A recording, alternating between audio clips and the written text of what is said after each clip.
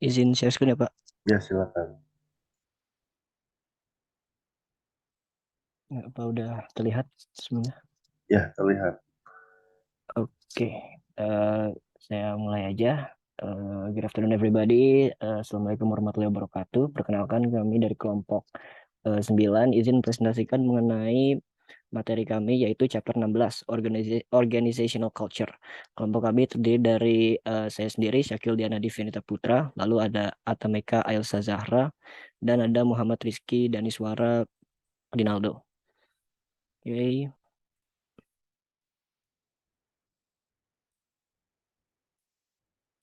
Nah, ini adalah materi-materi yang akan kami jelaskan. Kami akan menjelaskan dari materi 16.1 yaitu Describing Common Characteristics of an Organizational Culture sampai 16.6 Show how an organizational culture can affect the way how can national culture affect the way organizational culture is transported to another country. And next. Nah, kita masuk ke LO 16.1 yaitu Describe the Common Characteristics of Organizational Culture. Nah, sebelum bahas karakteristik dari organizational culture, kita harus tahu nih, what exactly is an organizational culture. Nah, organizational culture itu bisa didefinisikan sebagai suatu sistem pemahaman yang sama yang dipegang oleh seluruh anggota organisasi dan menjadi suatu pembeda antara organisasi yang satu dengan yang lainnya. Nah, organizational culture itu memiliki beberapa karakteristik. Nah, yang pertama, innovation and risk taking. Mengukur seberapa jauh sih organisasi itu mendukung employee-nya untuk melakukan inovasi. Lalu, attention to detail. Seberapa jauh sih organisasi itu mengekspektasikan employee-nya untuk memperhatikan detail-detail kecil. Lalu outcome orientation, seberapa jauh sih organisasi itu lebih mementingkan hasil daripada proses. Lalu ada people orientation, mengukur seberapa jauh manajemen itu memikirkan efek dari keputusannya terhadap individu di organisasi. Lalu team orientation, seberapa jauh sih pekerjaan di organisasi itu disusun untuk dilakukan secara tim. Aggressiveness mengukur competitiveness dari employee-employee-nya. Apakah mereka kompetitif atau lebih santai, lebih laid back kayak gitu. Lalu yang terakhir ada stability. Nah, ini mengukur apakah organisasi itu lebih milih jadi stabil ya atau organisasi itu lebih menyukai perubahan dan lebih menyukai apa kayak perkembangan gitu. Mungkin kalau contoh dari karakteristik itu bisa dilihat kayak di startup lah ya, kayak di Gojek, Tokopedia, dan kayak Spotify gitu. Mereka biasanya punya organizational culture yang karakteristiknya itu cukup mendukung innovation dan risk taking. Mereka juga biasanya mendukung aggressiveness gitu. Employee-nya saling berkompetisi, saling berlomba-lomba. Lalu mereka juga punya karakteristik biasanya team orientation, gitu. Banyak kolaborasi, banyak teamwork, banyak communication gitu-gitu. Nah, oke, next. Nah, ada beberapa hal nih mengenai culture. Nah, yang pertama, culture is a descriptive term. Maksudnya, culture itu nggambarin gimana sih employee itu melihat sebuah organisasi gitu. Apakah organisasi itu lebih ke teamwork atau individual, apakah organisasi itu supportive atau enggak gitu. Nah, jadi ini merupakan pernyataan deskriptif. Ini tidak menilai apakah employee itu suka sama culture tersebut. Nah, kalau suka atau tidaknya itu sudah berkaitan sama job satisfaction. Itu sebuah pernyataan evaluatif term gitu. Lalu yang kedua, do organization have uniform culture? Nah, di small, medium, and micro enterprises, iya bisa aja. Tapi kalau di perusahaan yang lebih besar, terutama di multinational enterprises, itu biasanya mereka punya yang namanya dominant culture. Dominant culture sendiri budaya yang merepresentasikan core value yang dipegang oleh mayoritas anggota. Nah, core value itu sendiri adalah nilai dominan dan primer yang diterima di seluruh organisasi. Nah, di perusahaan yang besar ini mereka biasanya punya subculture, itu budaya mini di sebuah organisasi. Nah, ini biasanya dibentuk dan dimiliki oleh sebuah divisi atau cabang di lokasi tertentu untuk menjawab tantangan-tantangan mereka. Nah, contohnya itu misalkan di HR ya biasanya apa di R&D sorry sebuah perusahaan M&E biasanya mereka punya culture yang punya subculture sendiri yaitu yang mendukung inovasi padahal di organisasi sendiri itu inovasi mungkin nggak terlalu dipentingin gitu kan. Nah, lalu poin ketiga ada strong versus weak culture. Nah, strong culture sendiri adalah budaya yang dipegang erat oleh anggota organisasi. Nah, strong culture itu bisa menciptakan high behavioral control di mana tindakan employee itu dapat dikendalikan dengan culture. Nah, jadi selain itu, strong culture juga bisa meningkatkan cohesiveness, loyalty, dan komitmen karena dengan strong culture itu bisa nunjukin bahwa employee itu apa ya suka dan cocok banget sama budayanya, makanya budaya itu dipegang erat sama mereka gitu loh. Nah, gimana sih cara strong culture ini apa ngendaliin tindakan apa namanya tindakan employee. Jadi misalkan ya kalau sebuah organisasi itu punya budaya untuk memaksimalkan customer service. Nah, kalau strong culture berarti employee itu udah menginternalize nilai-nilai itu dan budaya itu sehingga tanpa prosedural atau tanpa itu mereka juga bakal mengasih customer service yang bagus karena mereka udah ngikutin budaya yang ada kayak gitu. Oke, next. Nah, yang terakhir ada culture dan formalization. Tadi kan udah dibilang ya kalau culture itu strong culture itu bisa mengatur tindakan orang. Nah, ini juga hal yang sama yang dilakukan oleh formalisasi. Nah, bentuknya apa? Bedanya apa? Bedanya formalisasi itu melakukan apa mengendalikan employee melalui prosedural ya kayak formal, standarisasi, policy, procedure gitu-gitu. Nah, sedangkan kalau culture melakukan hal ini itu dengan menginternalisasikan budaya-budaya tadi ke dalam diri anggota. Nah, perbedaan lainnya, kalau melalui culture ini bisa mengurangi kebutuhan untuk pengawasan dari manajemen, aturan dan regulasi yang mengatur tindakan oleh anggota juga apa kurang kebutuhannya karena memang tanpa itu juga mereka kan tadi udah ngikutin apa budaya-budaya yang ada kan ya. Oke, next. Nah, sekarang masuk ke LO 16-2 yaitu compare the functional and dysfunctional effects of organization culture on people and the organization. Nah, oke, pertama kita akan bahas what do cultures do. Nah, pertama ada fungsi culture sendiri. Fungsi culture secara umum ada beberapa. Yang pertama, menciptakan keunikan untuk organisasinya. Yang kedua, conveys a sense of identity untuk anggota organisasi. Lalu yang ketiga, memfasilitasi komitmen untuk sesuatu yang lebih besar dari kepentingan individual. Keempat, meningkatkan kestabilan dan sistem sosial. Kelima, mengendalikan perilaku dan tindakan employee yang tadi udah sempat disinggung tuh di strong culture tadi. Nah, di era zaman sekarang, culture juga bermain peran nih untuk mengarahkan anggota, untuk mengendalikan dan mengarahkan anggota itu lebih penting banget karena tren sekarang kan desentralisasi lah ya. Nah, jadi manajemen itu punya eh, kendalinya tuh kurang, nggak kayak sentralisasi. Nah, untuk itu culture perlu nih untuk bantu ngarahin anggota-anggota. Lalu bagi employee, calon employee yang memiliki budaya atau kayak apa ya pandangan yang cocok lah dengan culture organisasi itu bisa kemungkinan diterimanya tuh lebih besar daripada employee yang mungkin culture-nya bertentangan jauh sama organisasi culture. Lalu yang kedua, culture creates climate. Nah, organizational climate sendiri itu merujuk pada persepsi anggota mengenai organization dan working environment. Nah, eh, organization climate yang positif itu bisa meningkatkan satisfaction, involvement, dan motivation. Nah, kenapa? Karena beberapa dimensi climate yang ada ya, seperti innovation, creativity, justice, diversity, warmth and support, serta customer service. Nah, tahu sendiri lah ya kalau apa employee itu mandang yang perusahaan ini tuh enak nih buat kerja atau mandang perusahaan itu suportif, dia welcoming gitu-gitu, pasti mereka bakal nyaman kan di sini. Mereka bakal lebih suka dan lebih produktif gitu dibandingkan daripada climate-nya itu climate yang negatif.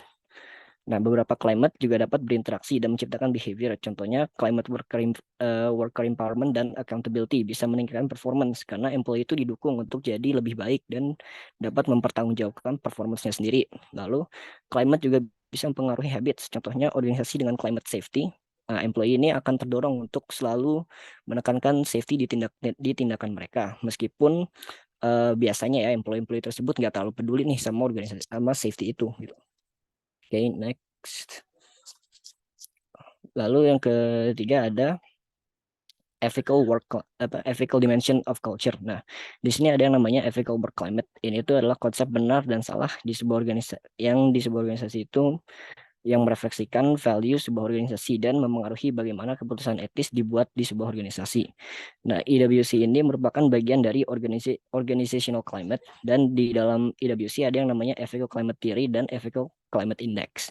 Nah, ini tuh digunakan untuk mengkategorikan dan mengukur dimensi etik dari organizational culture. Nah, 5 dimensi yang paling berpengaruh itu ada instrumental. Nah, instrumental ini mengasumsikan employee dan organisasi bertindak atas kepentingan diri sendiri. Lalu yang kedua, caring. Caring ini memiliki asumsi bahwa tindakan employee dan organisasi bertujuan untuk memberikan manfaat yang sebesar-besarnya pada sesama. Lalu ketiga, independence. Mengasumsikan bahwa employee mengandalkan moral masing-masing untuk mengatur tindakan mereka sendiri. Lalu keempat, law and code. Bahwa asumsinya ini kayak Manajer itu harus turun tangan mengatur tindakan employee dari moral code eksternal seperti code of conduct atau apa namanya eh, kode etik gitu, kode etik pekerjaan gitu.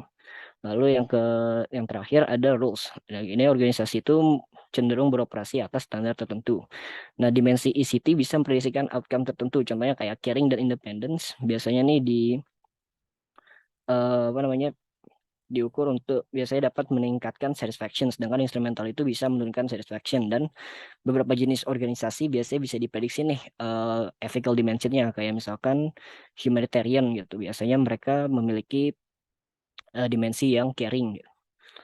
Nah, meskipun gitu, tadi ya apa namanya instrumental itu kan bisa menurunkan satisfaction, tapi nggak mesti kayak gitu karena instrumental juga memiliki poin positif. Jadi mereka bisa mendukung perkembangan individual dari individual masing-masing member. Lalu yang kedua ada culture and sustainability. Nah, sustainability sendiri merujuk pada tindakan yang dapat dilakukan terus-menerus karena alat atau strukturnya itu tidak dirusak selama proses.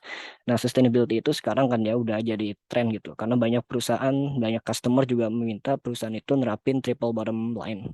Mereka bukan cuma peduli sama profit, tapi juga people dan planetnya.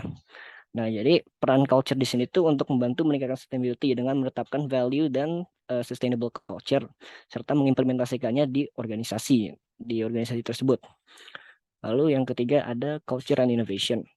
Nah, karakter perusahaan inovatif ini biasanya budaya-budayanya terbuka, unconventional, kolaboratif, vision driven, dan accelerate. Nah, tadi kan udah disebutin juga ya salah satu karakteristik uh, culture itu kan inovatif dan risk taking. Nah, yang karakteristiknya kayak gini tuh biasanya ditemukan di startup-startup di mana mereka harus berinovasi, harus terus berubah agar bisa bertahan. Nah, jadi ya itu kalau untuk innovation biasanya diperluin culture yang juga mendukung dari pembentukan inovasi-inovasi ini. Okay, next. Nah, lalu culture as an asset. Ya, tadi kan udah dibahas ya culture itu punya banyak fungsi dan punya banyak kayak manfaat gitu. Jadi nggak salah kalau nganggap culture yang baik itu bisa menjadi sebuah aset gitu. Ini bisa ningkatin kayak performance mereka, bisa ningkatin kayak financial mereka gitu-gitu. Nah, contohnya kayak ChildNet. ChildNet itu bisa menjadi organisasi peringkat atas setelah budaya mereka diubah dalam skala besar, seperti ningkatin caring climate dan membuat roundtable serta meningkatkan inovasi, di mana sebelumnya itu cukup berlawanan lah sama yang sekarang. Nah, meski gitu, nggak semua kesuksesan merupakan dampak dari culture. Contohnya itu Dish Network yang memiliki budaya dan lingkungan kerja toksik, tapi masih bisa mencapai kesuksesan. Lalu terakhir, culture as a liability. Sebagai jadi aset, dia juga bisa jadi liabilitas dalam beberapa bentuk. Yang pertama itu institutionalization, di mana organisasi itu memisahin diri dari anggota dan menjadi entitas sendiri. Maksudnya nih kayak organisasi ini tuh dia eh, apa ya lebih di value atas dirinya sendiri, bukan dari produknya, bukan dari budayanya gitu-gitu. Lalu yang kedua, barriers of change, di mana kalau organisasi ini mau berubah ya, belum tentu budaya yang sekarang itu cocok gitu loh. Jadi kalau budayanya itu udah strong ya bisa aja strong culture yang sekarang itu menghambat perubahan yang harus terjadi gitu loh. Nah, dengan gitu ya mereka perusahaan tersebut nggak bisa berubah dan nggak bisa berkembang kan, nggak bisa menjadi lebih baik. Lalu yang ketiga, barriers to diversity terjadi ketika manajemen menerima employee dengan culture yang berbeda. Dan ini bisa nyiptain beberapa paradoks nih, yaitu pertama, manajemen mungkin mau aja nih menerima culture dari employee tersebut, meskipun mereka berbeda kan. Tetapi employee tersebut kalau mau berbaur di organisasi itu ya harus bisa beradaptasi dengan culture yang udah ada. Nah, yang kedua, employee dengan keunikan dan kekuatan culture yang berbeda tadi, kalau dia bisa menginternalisasikan nilai culture yang udah ada, ya culture bawaan dia tuh bisa hilang gitu loh. Jadi percuma aja nge-hire dari yang diverse gitu. Atau ujung-ujungnya budaya dia bakal berubah kan sama-sama budaya organisasi gitu. Nah, yang terakhir, organisasi dengan strong negative culture mengenai diversity itu kayak stereotyping, prejudice gitu-gitu. Ini bisa menghambat pertumbuhan diversity di perusahaan meskipun udah ada policy yang apa ya? Udah ada policy soal diversity ini. Lalu yang keempat, creates atau strengthening dysfunction. Nah, ini terjadi kalau strong culture itu kan tadi udah jelasin ya itu cukup baik. Nah, tapi kalau itu cuma berlaku kalau strong culture tadi itu positif, sedangkan kalau dia itu negatif, nah ini bisa memperkuat disfungsi ya atau malah memperburuk masalah gitu. Contohnya kayak tadi di dengan strong negative culture mengenai diversity itu bisa aja menimbulkan masalah dan malah memperburuk masalah kalau ada diversity kan di organisasi itu. Lalu yang terakhir, barriers to acquisition and merger. Nah, perusahaan yang ingin mengakuisisi dan merger itu terjadi bisa gagal ya, atau bahkan bisa gagal atau bisa nggak sebaik yang mereka harapkan karena perusahaan yang diakuisisi dan yang di merger itu memiliki budaya yang beda jauh gitu loh. Makanya kalau mereka nggak bisa beradaptasi, ya ujung-ujungnya performance mereka bakal menurun dan atau bahkan akuisisi itu bisa gagal sama sekali. Contohnya tuh di Amazon dan Whole Foods. Oke, untuk selanjutnya akan dijelaskan oleh teman saya. Oke, selanjutnya kita bakal lanjut ke LO 16.3 yaitu Creating and Sustaining Culture. Next. Ngomong-ngomong soal creating culture, kita pertama-tama tuh harus tahu tentang how a culture begins atau gimana budaya itu awalnya ada atau muncul. Nah, di sini ada three ways of culture creation. Yang pertama adalah founders atau pendiri hanya akan mempekerjakan dan mempertahankan karyawan di perusahaan who think and feel the same way they do, atau yang punya cara pikir sama, punya value yang sama mereka. Terus yang kedua ada founders kemudian mendoktrin dan mensosialisasikan kepada karyawan their way of thinking and feeling. Cara berpikir mereka tadi sama value-value mereka itu di sini founders atau pendiri tadi itu mulai disosialisasikan ke karyawan-karyawan di suatu perusahaan tersebut. Terus yang ketiga ada perilaku founder sendiri kemudian mendorong karyawan untuk mengidentifikasi diri dengan mereka dan menginternalisasi keyakinan, nilai dan asumsi mereka. Di sini tuh maksudnya kayak perilaku founders ini sendiri nantinya bakal jadi contoh buat jadi patokan karyawan-karyawan tersebut berperilaku di perusahaan. Nah, setelah organisasi tersebut berhasil, kepribadian para founders ini nantinya akan tertanam dan menjadi culture atau budaya perusahaan yang kemudian akan dilanjutkan bergantung pada manajemen perusahaan tersebut. Boleh next. Nah, setelah ngomongin soal creating culture, kita juga akan membahas tentang sustaining a culture atau keeping a culture alive. Nah, di sini ada three main forces yang memiliki peran sangat penting dalam mempertahankan budaya. Yang pertama ada selection. Di sini selection itu tujuannya adalah untuk mengidentifikasi dan mempekerjakan individu dengan pengetahuan, keterampilan, dan kemampuan yang terbaik sesuai dengan posisi yang dibutuhkan oleh perusahaan. Nah, fungsi dari selection ini sendiri bisa jadi two-way street yang memungkinkan pemberi kerja dan pelamar untuk menghindari ketidaksesuaian atau mempertahankan budaya organisasi. Maksudnya adalah selection ini di sini bisa jadi cara pelamar buat kayak ngelihat value perusahaan ini sesuai nggak sama value dia. Kalau misalnya nggak sesuai bisa dihindari dengan cara ditolak atau mempertahankan budaya dengan cara ditolak. Selanjutnya ada top management. Di sini melalui tindakan yang berupa words and behavior, top management itu bisa menetapkan norma-norma yang menyaring organisasi tentang apakah pengambilan risiko di suatu perusahaan itu diinginkan, berapa banyak kebebasan yang dapat atau perlu diberikan manajer kepada karyawan, pakaian apa yang pantas dipakai, dan tindakan apa yang menghasilkan kenaikan gaji, promosi, dan penghargaan lainnya. Selanjutnya atau yang ketiga ada socialization. Socialization ini sendiri adalah sebuah proses adaptasi yang menyesuaikan karyawan dengan budaya organisasi. Di sini socialization itu ada tiga prosesnya. Yang pertama ada pre-arrival. Pre-arrival itu masa pembelajaran dalam proses sosialisasi yang terjadi sebelum karyawan baru bergabung dengan organisasi.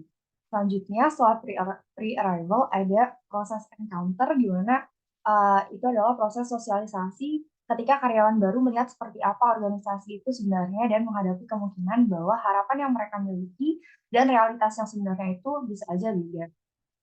Lalu ada metamorphosis yang merupakan proses sosialisasi di mana karyawan baru itu berubah dan menyesuaikan diri dengan pekerjaan, kelompok kerja, dan organisasi tersebut.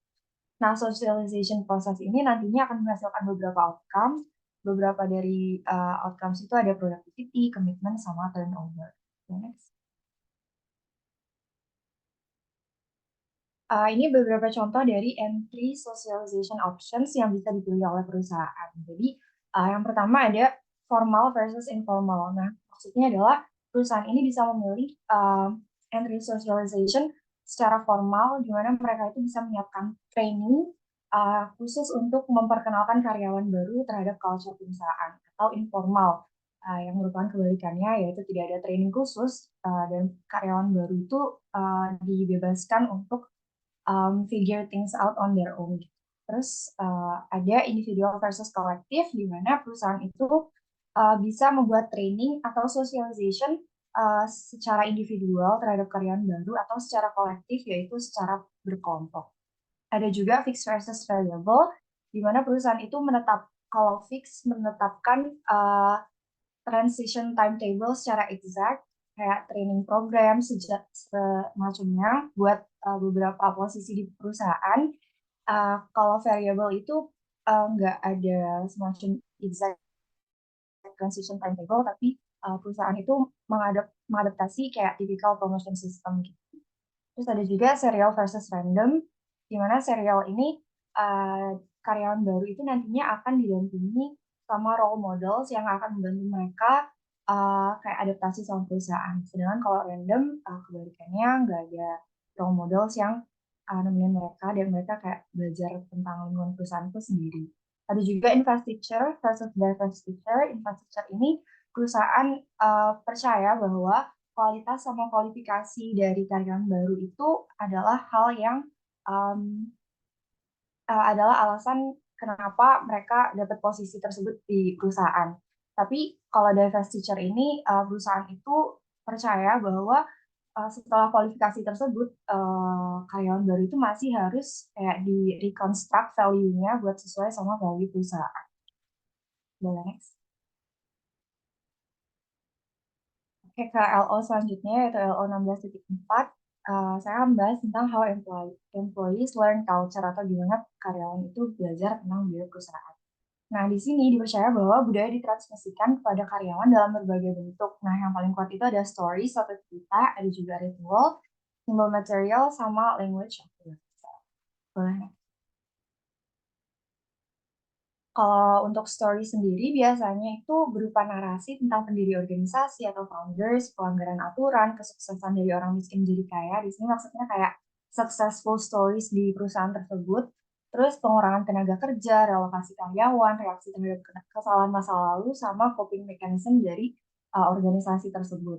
Nah, ada juga rituals yang merupakan urutan kegiatan berulang yang mengekspresikan dan memperkuat nilai-nilai utama organisasi, tujuan mana yang paling penting, orang mana yang penting, dan semacamnya. Ada juga symbols yang merupakan apa yang disampaikan kepada karyawan terkait siapa yang penting, tingkat egalitarianisme yang diinginkan manajemen puncak atau top management, dan jenis perilaku yang sesuai. Dan yang terakhir ada languages atau bahasa.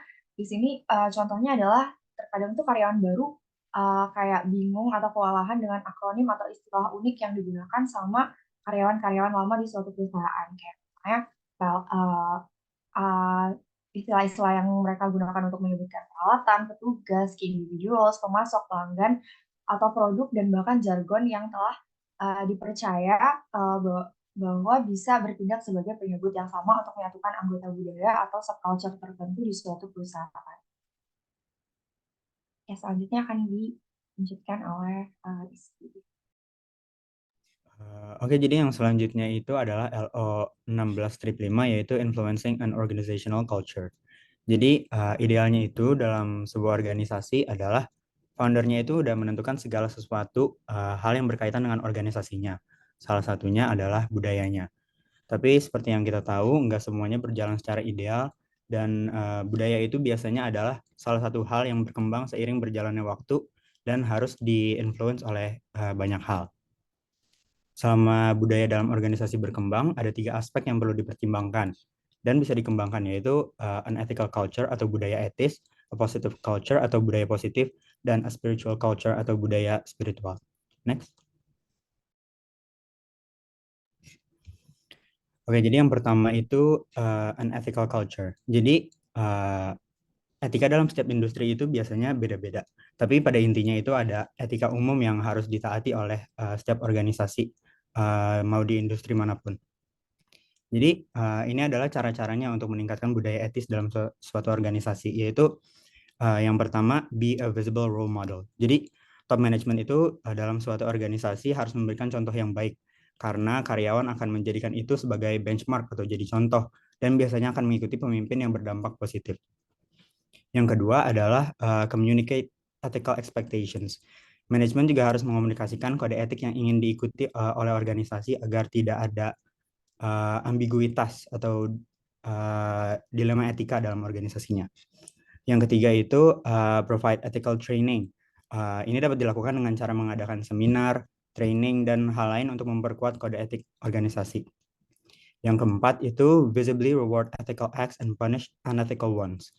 Hal ini untuk memotivasi para karyawan untuk mengikuti kode etis, untuk mendapatkan reward dan menghindari punishment sebagai bentuk konsekuensi dari perbuatan mereka. Yang terakhir itu ada provide protective mechanisms. Jadi organisasi itu harus mempersiapkan sistem formal agar bisa mendiskusikan ethical dilemmas dan melaporkan perbuatan tidak etis tanpa takut. Next. Oke, yang kedua itu ada a positive culture. Jadi budaya positif ini adalah budaya yang berfokus pada membangun organisasi sesuai dengan keunggulan yang dimiliki karyawan. Lebih banyak reward dibandingkan punishment dan mendukung perkembangan individu karyawan.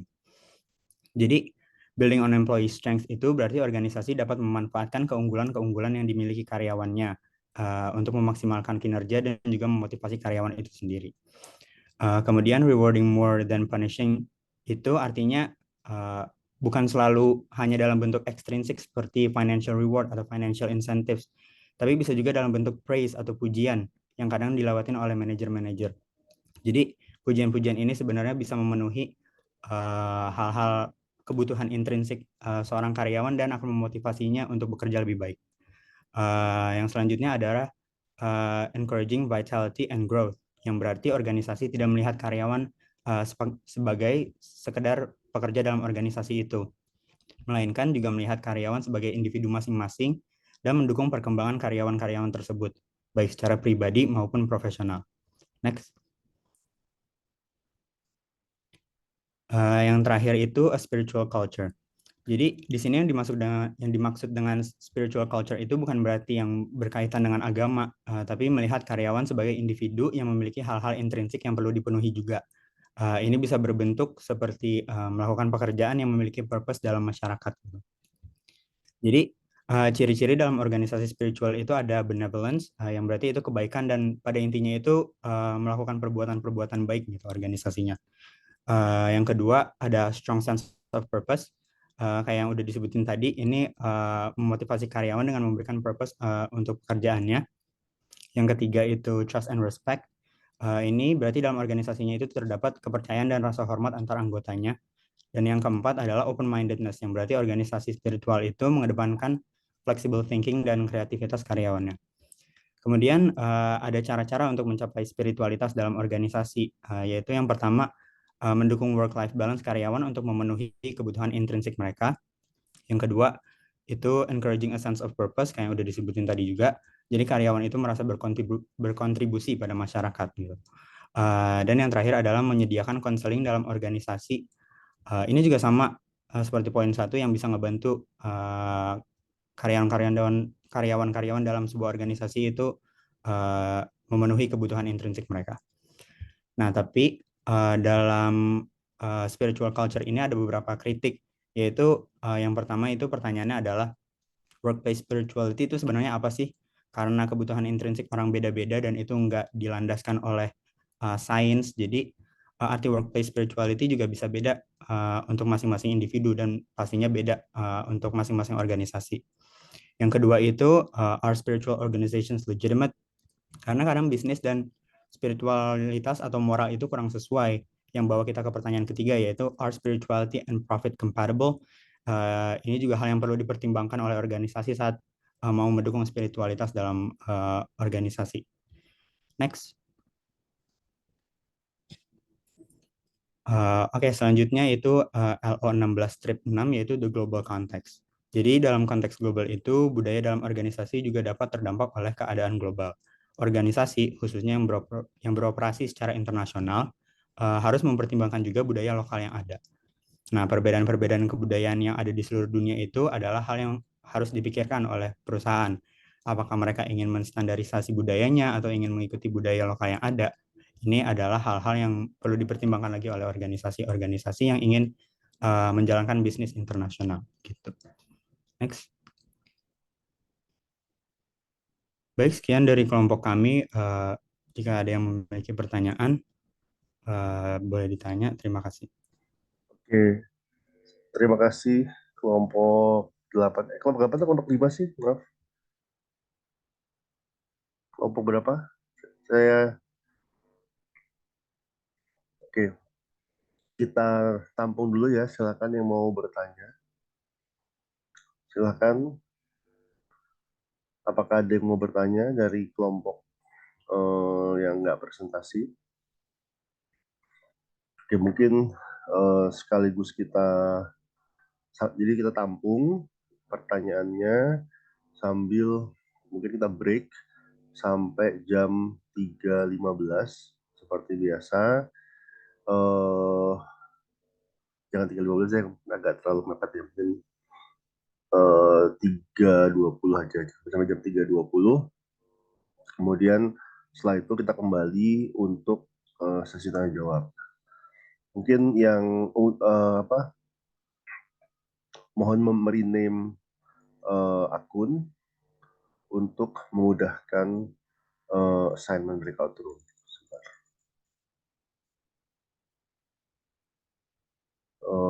Sebentar.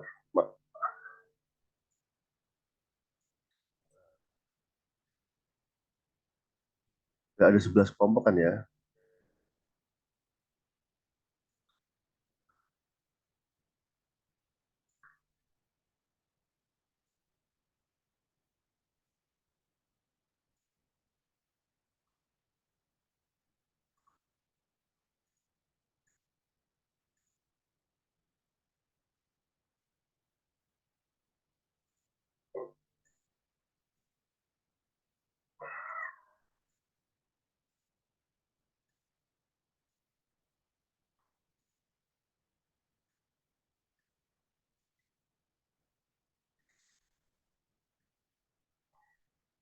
Oke, ruangan Zoom-nya sudah saya buka.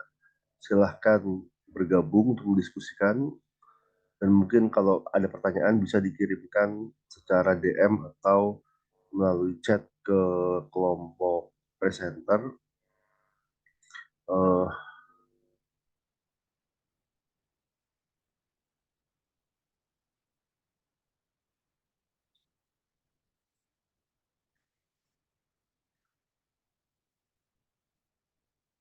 Sembilan.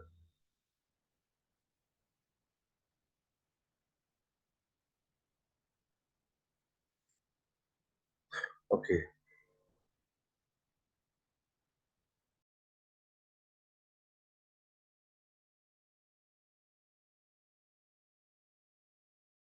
Oke, teman-teman, selamat datang kembali di main room. Mohon maaf sedang hujan di rumah saya. Oke, jadi intinya tentang tugasnya, kalau sudah selesai bisa dikumpulkan di assignment yang sudah saya aktifkan di emas 2. Jadi tidak harus sampai sekarang, saya beri waktu hingga hari Minggu. Hari Minggu, jadi masih ada 6 hari untuk menyelesaikan di luar kelas ya. Silakan dilanjutkan diskusinya. Tapi tolong hanya yang berpartisipasi saja dituliskan namanya di situ. Jadi kalau yang tidak ikut diskusi ya tidak usah dituliskan namanya dalam tugas. Oke, Atta silahkan. Pak, saya mau tanya, itu outputnya bentuknya PowerPoint atau... PowerPoint saja. Oke, Jadi makasih, Pak. PowerPoint berisi hasil diskusi terhadap 4 poin diskusi dan PowerPoint terkait dengan program orientasi maba berdasarkan diskusi tersebut. Jadi itu ada 2 bagian. Yang pertama diskusi tentang 4 poin tersebut. Kemudian yang kedua adalah tentang program menyambut atau untuk orientasi bagi mahasiswa baru. Oke, ada lagi yang mau ditanyakan? Oke, kalau nggak saya tutup dengan beberapa poin ya, merangkum tentang budaya. Jadi budaya organisasi ini adalah sebuah konsep yang powerful ya dalam perilaku organisasi. Budaya adalah shared values dan assumption yang diyakini oleh mayoritas anggota sebuah organisasi. Jadi ada belief di situ terkait dengan apa namanya aturan-aturan yang melandasi interaksi antar orang. Dan sifat dari shared value dan assumption itu yang melandasi interaksi tadi seringkali tidak disadari, jadi bahkan subconscious, terutama ketika sudah lama berada di sebuah organisasi.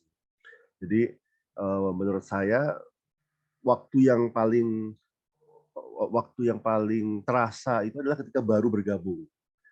Ketika teman-teman sudah lama bergabung dengan sebuah organisasi, maka budaya itu sudah terinternalisasi dan tidak lagi terasa.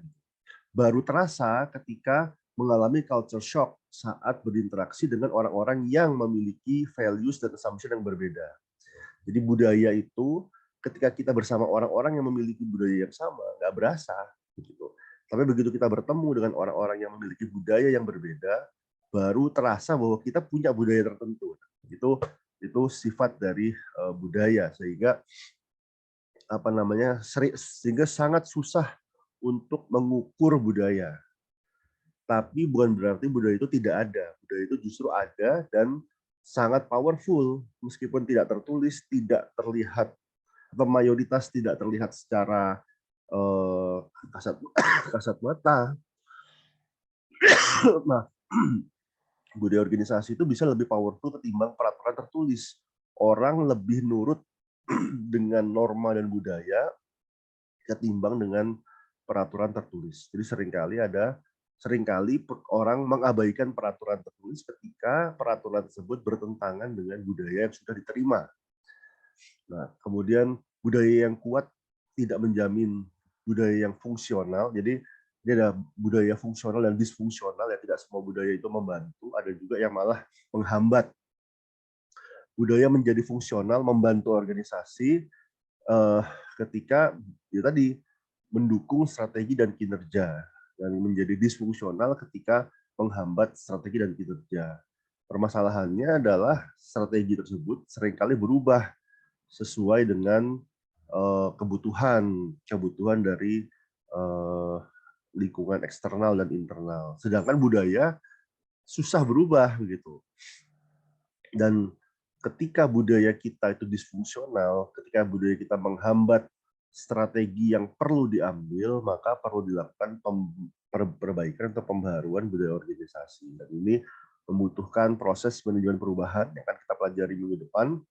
Dan yang harus digarisbawahi adalah merubah budaya itu tidak mudah, membutuhkan upaya yang besar ya, dan harus dilemahkan dulu budaya yang lama, budaya yang disfungsional dilemahkan, kemudian diperkenalkan budaya yang baru, dan ini seringkali membutuhkan pergantian pemimpin atau membutuhkan pergantian karyawan. Jadi salah satu taktik untuk merubah budaya diantaranya mengganti pemimpin atau merekrut orang-orang dari luar sebagai pada posisi-posisi kunci untuk memperkenalkan budaya baru. Setelah itu memperkuat budaya yang baru. Jadi prosesnya tidak mudah, bisa dilakukan tapi membutuhkan proses yang panjang, dan biasanya tidak dilakukan kecuali kalau memang budayanya benar-benar menghambat perbaikan kinerja dan implementasi strategi perusahaan. Mungkin itu beberapa poin yang bisa saya tambahkan ya terkait dengan terkait dengan budaya organisasi. Minggu depan kelompok berapa? Kelompok 10 ya.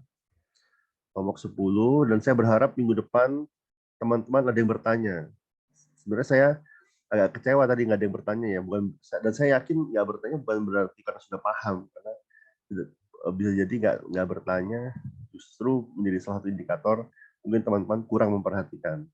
Jadi moga-moga minggu depan ada yang bertanya, kemudian dari situ mungkin bahkan kita bisa belajar banyak, dan saya juga bisa menilai sesuatu karena seringkali terlihat terlihat pembelajaran itu justru dari proses tanya jawabnya, bukan dari ya kalau presenternya mungkin dari presentasinya, tapi dari teman-teman yang mendengarkan ini, kalau tidak ada pertanyaan tidak terlihat proses pembelajarannya. Mungkin itu dari saya. Sampai ketemu minggu depan. Assalamualaikum warahmatullahi wabarakatuh. Waalaikumsalam. Makasih, Pak.